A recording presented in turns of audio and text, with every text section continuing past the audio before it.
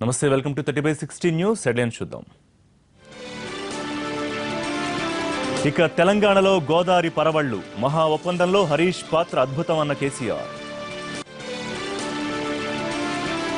మహిళల కోసం అభయ special app, అత్యాచారాలకు అడ్డుకట్ట వేస్తామన్న బాబు. రాజధాని భూముల్లో ఎలాంటి అక్రమాలకు పాల్పడలేదు, లింగమనేని ఎస్టేట్స్ ఎండీ వివరణ. మహిళా దినోత్సవ వేళ లోక్సభలో విమెన్స్ వాయిస్, హక్కులు సమస్యలపై గళమెత్తిన ఎంపీలు. సిండికేట్ బ్యాంకులో 1000 కోట్ల కుంభకోణం, దేశవ్యాప్తంగా సిబిఐ దాడులు, అధికారుల పాత్రపై ఫోకస్.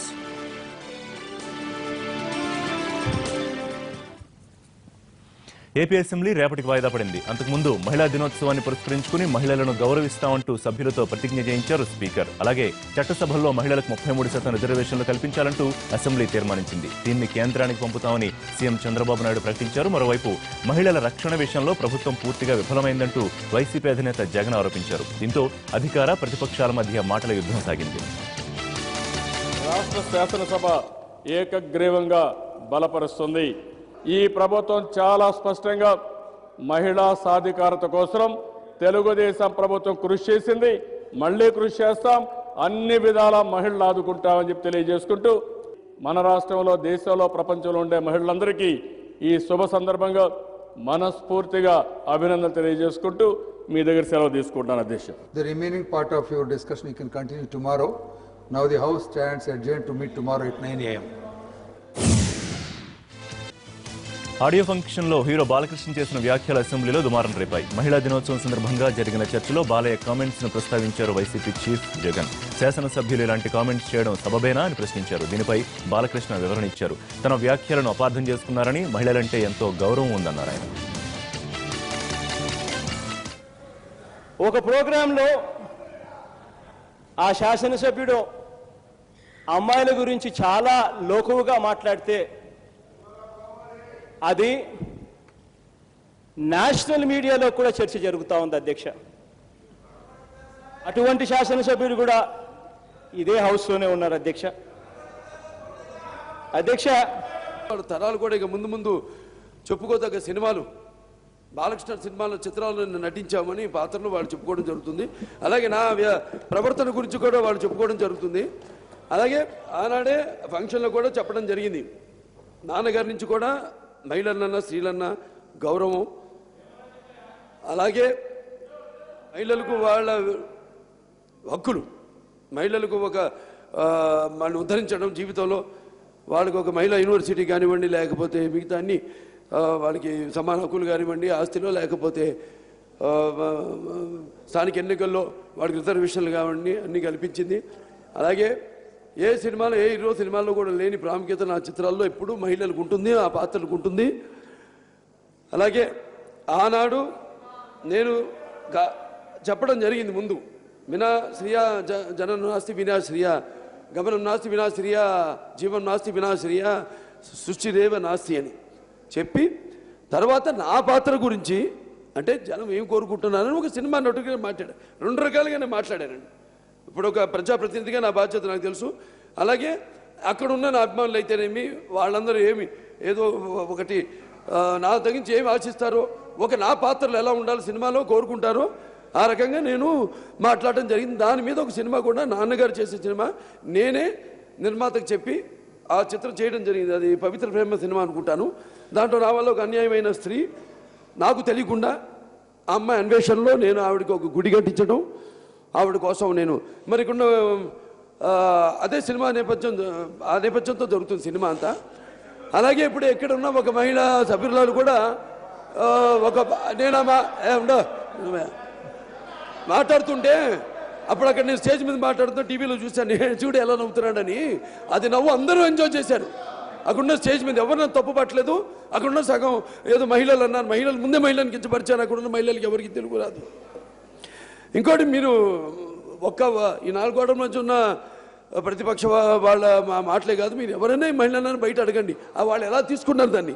ఒక టీవీయో లేకపోతే ఒక ఈ చుట్టూ ఉన్న ఈ 10 మంది మనం ఉన్న ఈ 100 మంది కాదు, మీరు ఎవరైనా తీసుకోండి, వాళ్ళు అభిప్రాయం తీసుకోండి, పబ్లిసిటీ తీసుకోండి, వాళ్ళు చెప్తారు దాన్ని ఎలా తీసుకున్నారు వాళ్ళు. ఏ రకంగా తీసుకున్నారు దాన్ని. చట్టసభల్లో మహిళలకు 33% రిజర్వేషన్ చేస్తూ ఏపీ అసెంబ్లీ తీర్మానించింది. తీర్మానాన్ని కేంద్రానికి పంపుతున్నట్లు ఏపీ సీఎం చంద్రబాబు ప్రకటించారు. అనంతరం మహిళలను గౌరవిస్తామని అసెంబ్లీలో సభ్యుల చేత ప్రతిజ్ఞ చేయించారు స్పీకర్. ఒక తీర్మానం పెట్టాం, మళ్ళీ ఒక తీర్మానం పెడదాం. నరేంద్ర మోడీ గారి నాయకత్వంలో మళ్ళీ ఈ దేశంలో ఒక చరిత్ర రాయాల్సిన అవసరం ఉంది. ఆ చరిత్ర రాయాలంటే చట్టసభల్లో మహిళలకి 33% రిజర్వేషన్ రావాలి. దీన్ని అందరూ కూడా పూర్తిగా సహకరించవలసిందిగా కోరుకుంటూ మీ అనుమతితో ఈ తీర్మానం పెడుతున్న దిశ చట్టసభలలో మహిళలకు 33% రిజర్వేషన్లు కల్పించాలని కేంద్ర ప్రభుత్వానికి సిఫారసు చేస్తూ ఆంధ్రప్రదేశ్ శాసనసభ ఒక తీర్మానాన్ని ప్రవేశపెడుతుంది. ఈ తీర్మానాన్ని రాష్ట్ర శాసనసభ ఏకగ్రీవంగా బలపరుస్తుంది. దయచేసి అధ్యక్ష, నాకు ఒకసారి అనిపిస్తుంది అపోజిషన్ పార్టీస్ ఎప్పుడు కూడా అడగడంలో కూడా వాళ్ళకి పేదరికం ఉంది అధ్యక్ష.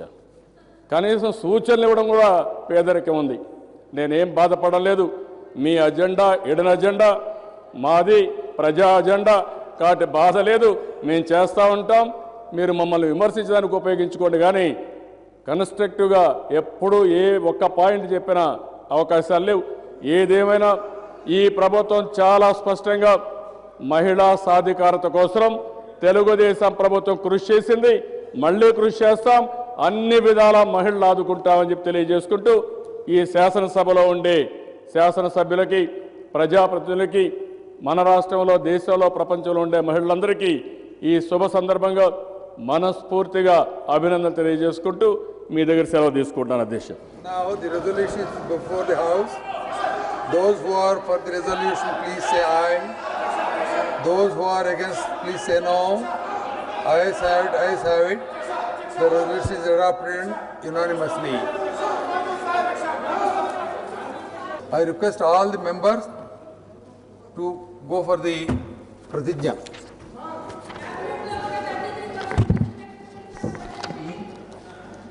నేను మహిళలు మరియు బాలికల ఆశయ సాధన కోసం సహకరిస్తాను.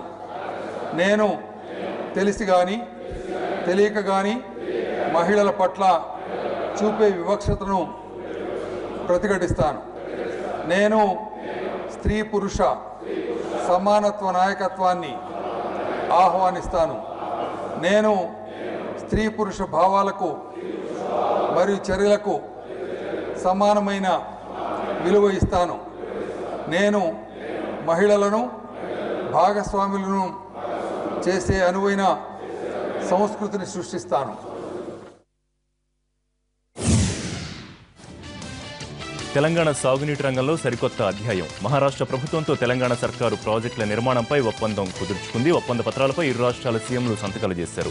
లోయర్ పెన్గంగలో తెలంగాణ 1 బ్యారేజీ, మహారాష్ట్ర 2 బ్యారేజీలు, తుమ్మిడిహట్టిలో 148 మీటర్లు, మేడిగడ్డ దగ్గర 103 మీటర్ల బ్యారేజీలకు ఒప్పందం కుదిరింది. ఈ ఒప్పందాలన్నీ అంతర్రాష్ట్ర బోర్డు పరిధిలోకి వచ్చేలా నిర్ణయించారు. ఘర్షణాత్మక వైఖరి విడనాడి పరస్పర సహకారంతోనే అభివృద్ధి సాధ్యమన్నారు Telangana CM KCR.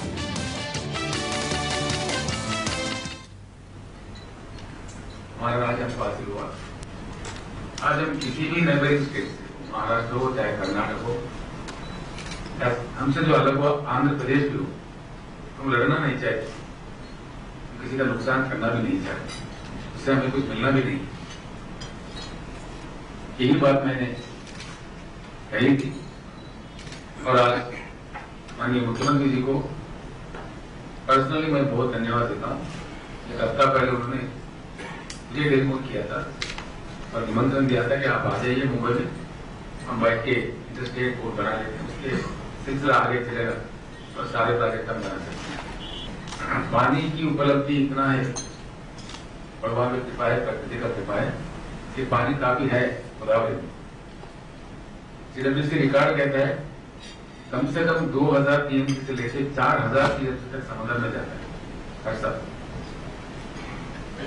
Recently, when I visited capital of Andhra, Honorable Chief Minister of Andhra Pradesh also advised me, कि आपस में झगड़ा करने से कुछ मिलने वाला नहीं है।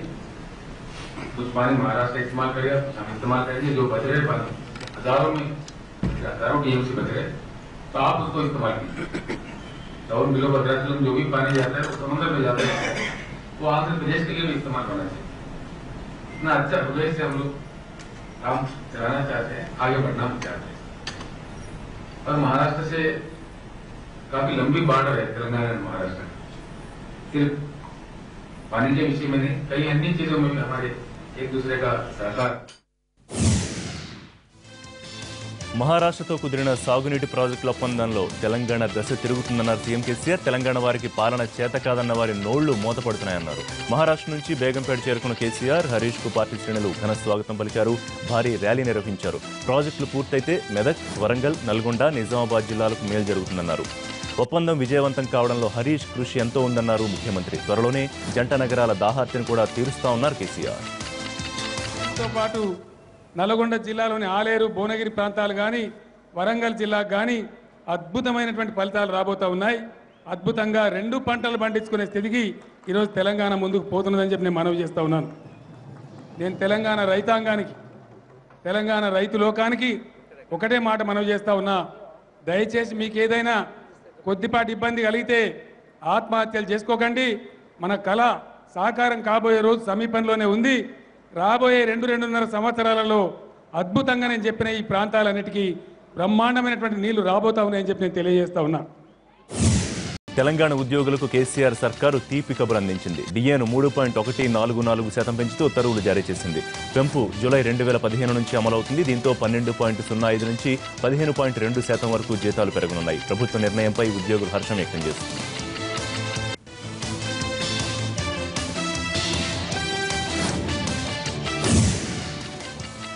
మంత్రి రావెల కుమారుడు బెయిల్ పిటిషన్ను కోర్టు తిరస్కరించింది. రావెల సుశీల్ను 2 రోజుల పోలీస్ కస్టడీకి అనుమతించింది. ఈవ్ టీజింగ్ కేసులో సుశీల్, అతని డ్రైవర్ రమేష్ 14 రోజుల రిమాండ్పై చెంచల్గూడ జైల్లో ఉన్నారు. సుశీల్ మీద నిర్భయ చట్టం కింద కేసు నమోదవడంతో ఇష్యూ సీరియస్ అయింది. తునిలో కాపు రిజర్వేషన్ల కోసం జరిగిన ఆందోళన విధ్వంసానికి ఎలా దారితీసిందనే అంశంపై పోలీసులకు క్లూ దొరికింది. విధ్వంసం వెనుక వైసీపీ నేత, తిరుపతి ఎమ్మెల్యే భూమన కరుణాకర్ రెడ్డి హస్తం ఉందని భావిస్తున్నట్లు సమాచారం. దీంతో కరుణాకర్ రెడ్డికి నోటీసులు ఇచ్చేందుకు సిఐడి రంగం సిద్ధం చేసినట్టు తెలుస్తోంది. ముద్రగడ నేతృత్వంలో జరిగిన కాపు ఐక్య గర్జన విధ్వంసానికి దారితీయడంలో వైసీపీ హస్తం ఉందని టీడీపీ మొదటి నుంచి ఆరోపిస్తోంది. ముద్రగడ ముందుండి ఉద్యమాన్ని నడిపిస్తే వెనక నుంచి భూమన చక్రం తిప్పారని పోలీసులకు సమాచారం అందినట్టు తెలుస్తోంది. రాజధాని భూములకు సంబంధించి తనపై వచ్చిన ఆరోపణలను ఖండించింది లింగమనేని ఎస్టేట్స్. ఆ వార్తలు నిరాధారమని, తన దగ్గర ఆధారాలున్నాయని చెప్పారు ఎస్టేట్స్ ఎండీ లింగమనేని రమేష్. దీనిపై అవసరమైతే న్యాయ పోరాటం చేస్తానన్నారు. భూ సమీకరణకు తన దగ్గర ఉన్న 300 ఎకరాలను ఇచ్చేందుకు సిద్ధంగా ఉన్నారని ప్రకటించారు. తాను ఎలాంటి అక్రమాలు, కబ్జాలకు పాల్పడలేదని చెప్పారు. ఇలాంటి ఆరోపణలతో పెట్టుబడులు మరలిపోయే ప్రమాదం ఉందన్నారు రమేష్. రాజధాని భూములపై మంత్రులు న్యాయ పోరాటం మొదలుపెట్టారు. సాక్షి దినపత్రికకు మంత్రి నారాయణ, పత్తిపాటి లీగల్ నోటీసులు పంపారు. సిఆర్డీఏ పరిధిలో బినామీ పేర్లతో 1000 ఎకరాల భూమి కొన్నారని ఆ పత్రికలో వచ్చిన కథనాలకు స్పందించిన మంత్రులు నోటీసులు ఇచ్చారు. సాక్షి ప్రచురించిన కథనాలు అవాస్తవమని, నిరాధార ఆరోపణలతో తమ ప్రతిష్టకు భంగం కలిగించారని నోటీసుల్లో పేర్కొన్నారు. బందరు రోడ్డు విస్తరణపై వివాదం రేగుతోంది. నిర్వాసితులను ఒప్పించేందుకు బెజవాడ సబ్ కలెక్టర్ కార్యాలయం సమావేశం ఏర్పాటు చేసినా దానికి ఉన్నతాధికారులెవరూ రాకపోవడం బాధితులకు ఆగ్రహం తెప్పించింది. దీంతో అధికారుల తీరు నిరసిస్తూ ఆందోళనకు దిగారు బాధితులు.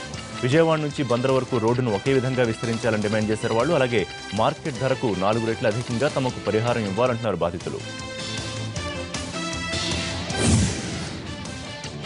రంగారెడ్డి జిల్లాలో అంతర్రాష్ట్ర దొంగను అరెస్ట్ చేశారు పోలీసులు. ఇతడి దగ్గర నుంచి 10 తులాల బంగారం, 31,000 నగదును స్వాధీనం చేసుకున్నారు. కర్ణాటకకు చెందిన సోమవేఖర్ తాండూరు పరిసర ప్రాంతాల్లో వరుస దొంగతనాలకు పాల్పడుతున్నాడు. దీనిపై నిఘా ఉంచిన పోలీసులు అంతర్రాష్ట్ర దొంగను అదుపులోకి తీసుకున్నారు.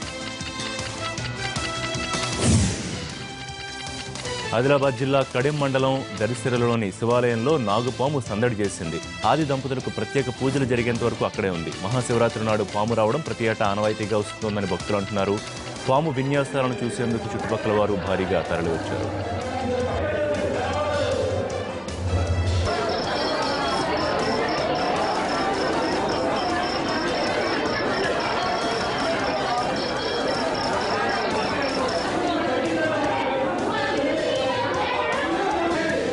పశ్చిమ బెంగాల్లో ఎన్నికల పోరు ఇప్పటి నుంచే హీటెక్కుతోంది. ఎన్నికల్లో తృణమూల్ కాంగ్రెస్ సత్తా ఎంతుందో పరీక్షించేందుకు భారీ ర్యాలీ నిర్వహించారు పార్టీ అధినేత్రి మమతా బెనర్జీ.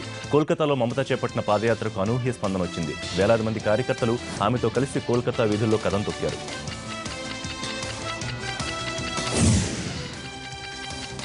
బీహార్లోని నితీష్ కేబినెట్లోని ఓ మంత్రి జైల్లో శిక్ష అనుభవిస్తోన్న షాబుద్దీన్తో కలిసి భోజనం చేయడం దుమారం రేపుతోంది. ఓ హత్య కేసులో సివాన్ జైల్లో జీవిత ఖైదు అనుభవిస్తోన్న షాబుద్దీన్ను మంత్రి అబ్దుల్ గఫూర్ మరో ఎమ్మెల్యేని వెంటబెట్టుకుని వెళ్లి కలిశారు. అయితే తన స్నేహితుడిని సాధారణంగానే కలిశానని అంటున్నారు గఫూర్. గతంలో ఎంపీగా కూడా పనిచేసిన షాబుద్దీన్ ఓ హత్య కేసులో దోషిగా తేలడంతో పదవికి రాజీనామా చేశాడు. మరోవైపు గఫూర్ తీరును బీజేపీ తీవ్రంగా ఖండించింది. నేర చరిత్రతో రాజకీయ నేతలు సంబంధాలు కొనసాగిస్తున్నంతకాలం నేరరహిత బీహార్ నిర్మాణం సాధ్యం కాదన్నారు బీజేపీ నేత Sushil Kumar Modi.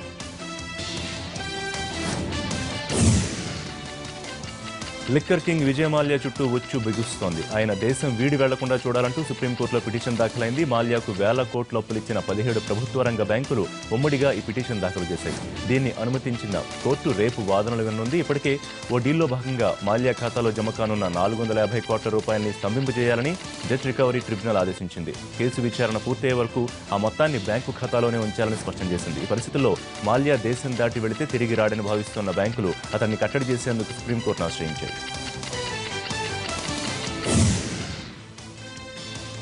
Art of living సంస్థ చేపట్టిన కార్యక్రమం వివాదంలో చిక్కుకుంది. ఫౌండేషన్ 35వ వార్షికోత్సవం సందర్భంగా ఈ నెల 11 నుంచి 13 వరకు యమునా తీరంలో నిర్వహించాలనుకున్న ప్రపంచ సాంస్కృతిక ఉత్సవానికి చుక్కెదురైంది.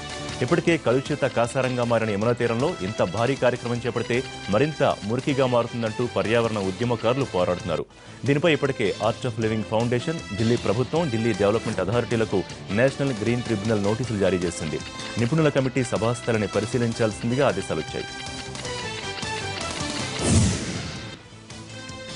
Hurley Davidson bike, cooling glasses, helmet, blue colour salwar కమీజ్తో రైమంటూ పార్లమెంటుకు దూసుకొచ్చారు కాంగ్రెస్ ఎంపీ రంజిత్ రంజన్.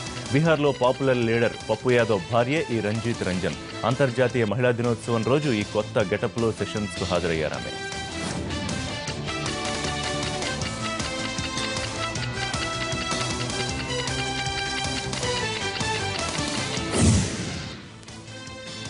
కోటి మందికి వైద్య సేవలు అందించి మైలురాయిని అందుకుంది హోమియో కేర్ ఇంటర్నేషనల్. ఈ ఘనత సాధించినందుకు గుర్తుగా 1 crore స్మైల్ లోగోను ఆవిష్కరించింది. హోమియో కేర్ వైద్యంతో సంతానం కలిగిన వారి చిన్నారులతో బేబీ షో నిర్వహించింది. ఈ వేడుకకు సినీ హీరో నాగశౌర్య, డైరెక్టర్లు మారుతి, నందిని రెడ్డి తదితరులు హాజరయ్యారు. అటువంటి ఎంతో మంది పేషెంట్స్ కు మా హోమియో కేర్లా మా ప్రెస్ ఎడ్యుకేషన్ ప్రోగ్రామ్స్ ద్వారా హోమియోపతిలో మందుందని తెలిసి మా డాక్టర్స్ దగ్గర వచ్చి మా వేరియస్ బ్రాంచెస్కి వచ్చి ట్రీట్మెంట్ పొంది సంతానం పొందారు.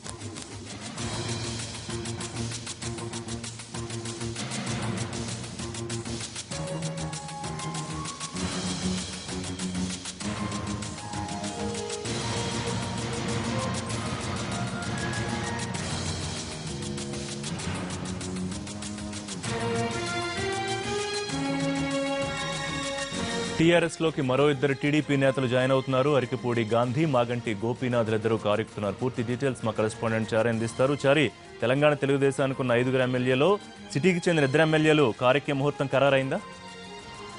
గడిచిన కొద్ది రోజులుగా టీడీపీ పార్టీ యాక్టివిటీకి దూరంగా ఉంటున్నటువంటి అరికపూడి గాంధీ, మాగంటి గోపి టీఆర్ఎస్ లో చేరడానికి దాదాపు తేదీ కూడా ఖరారైంది. ఈ నెల 11వ తేదీన హైదరాబాద్ లో సీఎం సమక్షంలో పార్టీలో చేరబోతున్నారు. ఇప్పటికే ఎర్రబెల్లి చేరిన సమయంలోనే వీళ్ళు చేరాల్సి ఉంది. కానీ టీడీపీ నుంచి కొంత ఒత్తిడి రావడం వల్ల కొంత వెనక్కి తగ్గారు. ఈ నేపథ్యంలో గడిచిన 2-3 రోజులుగా జరుగుతున్నటువంటి రాజకీయ పరిణామాల్లో ఇద్దరి చేరిక కూడా ఖరారైంది. అయితే మనకు విశ్వసనీయంగా అందుతున్నటువంటి సమాచారం ప్రకారం ఈ ఇద్దరు ఎమ్మెల్యేలు కూడా మమ్మల్ని టీఆర్ఎస్ సభ్యులుగా గుర్తించాలని స్పీకర్ కి కూడా నోటీసులు ఇచ్చినట్టు స్పీకర్ కూడా వినతి పత్రాన్ని ఇచ్చినట్టు సమాచారం ఉంది. ఇప్పుడు పార్టీ వర్గాల నుంచి మనకు అందుతున్నటువంటి సమాచారం ప్రకారం రాత్రి ఈ ఇద్దరు టీడీపీకి సంబంధించినటువంటి ఎమ్మెల్యేలు టీఆర్ఎస్ సభ్యులుగా గుర్తించాలని లేఖను కూడా స్పీకర్ కార్యాలయానికి పంపించినట్టు మన దగ్గర సమాచారం ఉంది. పార్టీ వర్గాలు ఇవే చెప్తున్నాయి. అయితే ప్రధానంగా ఎప్పుడైతే ఎర్రబెల్లి ఇచ్చినటువంటి లేఖ 10 మంది సభ్యులు టీఆర్ఎస్ సభ్యులుగా గుర్తించాలని ఇచ్చారో, ఇప్పుడు మిగిలిన ఈ ఇద్దరు కూడా లేఖ ఇవ్వడం ఉద్దేశం ఏంటంటే ప్రధానంగా అసెంబ్లీకి సంబంధించి అసెంబ్లీ ఆవరణలో ఉన్నటువంటి ఎల్పీ కార్యాలయానికి 5 ఎమ్మెల్యేలు ఉంటే ఒక కార్యాలయం ఇచ్చే అవకాశం ఉంటుంది. కానీ ఇప్పుడు 5 ఉన్నటువంటి సభ్యుల్లో 2 సభ్యులు బయటకు రావడం వల్ల వాళ్ళకు అసెంబ్లీలో కూడా కార్యాలయం ఉండే అవకాశం కూడా లేనటువంటి పరిస్థితి కనబడుతుంది. ఓవరాల్ గా ఈ నెల 11వ తేదీన టీఆర్ఎస్ లో 2 ఎమ్మెల్యేలు చేరబోతున్నారు. Right sorry, thank you. ఇవి